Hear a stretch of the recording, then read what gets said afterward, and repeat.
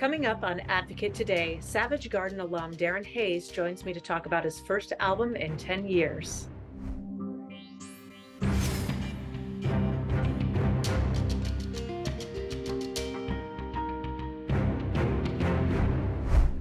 Hi, and welcome to another edition of Advocate Today. I'm Tracy E. Gilchrist, and thank you for being here with me. We have a lot to cover, so we're going to get right to it. Singer-songwriter Darren Hayes is breaking free with his new album called Homosexual. The album dives into many parts of Hayes's life, and he's paying tribute to the Pulse nightclub mass shooting victims with a song and music video called All You Pretty Things. I connected with the former Savage Garden singer about the new project, living his truth, and more. This is your first album in 10 years. And just very generally, how does it feel to be bringing it, birthing it into the world? It's interesting you say that. There's a song on the album called Birth. It feels wonderful. It's such a beautiful feeling because I don't know if I've shared this with you folks, but I really thought that I had retired. I left the music industry in 2012 and very quietly and gracefully left the industry. Um, my husband, Richard, and I have been married for 17 years now. We got married in 2004, and that was 1 year before civil partnerships came into the law in the United Kingdom. And then in 2005 it became the law. And I don't know, I've had an extraordinary life, and I started when I was very young, but I was kind of burnt out, and there are lots of reasons why I stepped away, but I took 10 years off. So to come back, it's very unexpected and very joyful, and it's a wonderful thing. Yeah. Well, congratulations on all of that. And the title of the album is Homosexual, Hmm. which feels very purposeful. Hmm. That's a word that is a clinical word and also Hmm. used as a slur. But I Yep. feel like in this instance, it feels like a reclamation. Yes. And so I wonder if you would speak to that aspect of the title of your album. I'm 50. So for me, my associations with that word are very traumatic. And growing up in Australia in the 1970s, I have an association with that word, which is obviously the clinical negative stereotypes that came with that word. Shockingly, I only just found out this week that I think the World Health Organization only recently decided that that word could no longer use to be described being queer or being gay as a mental disorder, which is devastating. So I know that there are whole generations of queer people who have very negative reaction to that word. But for me, as a young child, I grew up in the era when HIV first arrived, during Reaganism, when just my pure thoughts of being attracted to boys, I was so naive, I thought that that meant that I was going to die. And those first um, sort of thoughts that I had about same sex attraction were marred with being bullied, with being labeled with pejoratives like homosexual, like the F word, Yeah. and like a lot of some of the words that we've reclaimed today, like queer, Mhm. which we now choose as our chosen words.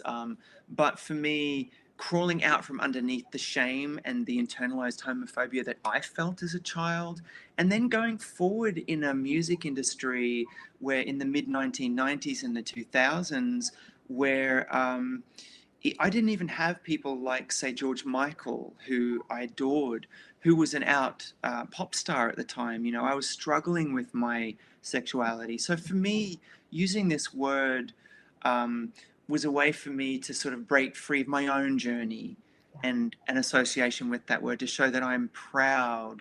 And then there's not even a granule of sand of internalized homophobia that I feel anymore about that. There's a whole other story too, I think, about when I was at a major label and I really felt like my sexual identity was scrutinized and erased and was something that other people felt ashamed of. And so for me to be free of the major label system and to call an album this, there's a sense of humor about it, and there's an audacity and there's a cheekiness and there's a bit of a sort of an FU for me to do this. Yeah.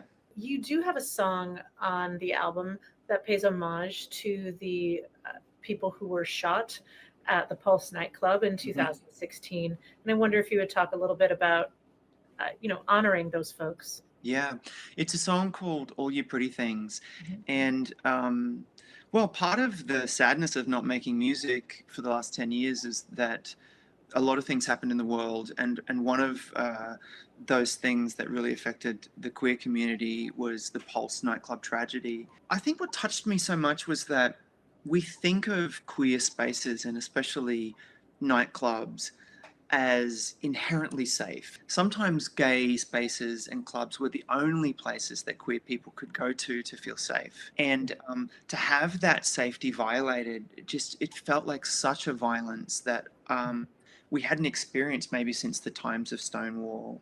And Mhm. um, I was just so devastated and so heartbroken by that. And I wanted to say something. And I read, of all things, a People magazine article that talked about some of the fallen just by their first names, and it just spoke about the qualities of their lives before this terrible moment. And I thought it was such a beautiful way in song to talk about their potential. What I wanted to do was take the focus off the person who'd done this horrible thing and just talk about immortalizing us and these people on the dance floor. But on a bigger sense as well, I really thought about the fact that HIV, in general, it sort of erased a whole generation of queer people in a way that their stories only live on orally. They only live on through art and through music, and um, and how we as a queer community often go to the dance floor Mhm. um, to celebrate, to immortalize, and to exercise our pain in joy. Yeah. That's really where dance music comes from. That's where disco came from. At the very height of all of the pain of suffering within queerness, I think, is always this ability to rise above. And Yes. and so for me, that was just my way of acknowledging those who have come before me, who have fallen in times of tragedy, and that one very specific moment where I didn't want their lasting legacy to be just another mass shooting in the United States of America. I wanted to acknowledge that these are real people. And you also have a song called Poison Blood, which Mhm. in which you discuss your own journey with mental health and Yeah. suicidal ideation. And currently in the United States, there's an attack on LGBTQ plus people. Again, more than 300 anti-LGBTQ plus bills are proposed around the country. Hmm. I wonder if you would share a little bit about the power in talking about mental health issues, especially in regard to what queer people endure. I don't think that there's any difference in having depression as opposed to having uh, diabetes or having any other health condition that requires medication or therapy or medical treatment. I thrive with access to healthcare, which is not something that everyone has access to in this country. But certainly, we know that people on the LGBTQI spectrum uh, disproportionately are affected by anxiety, by depression, and when we are under attack, when we are told that we are less than constantly.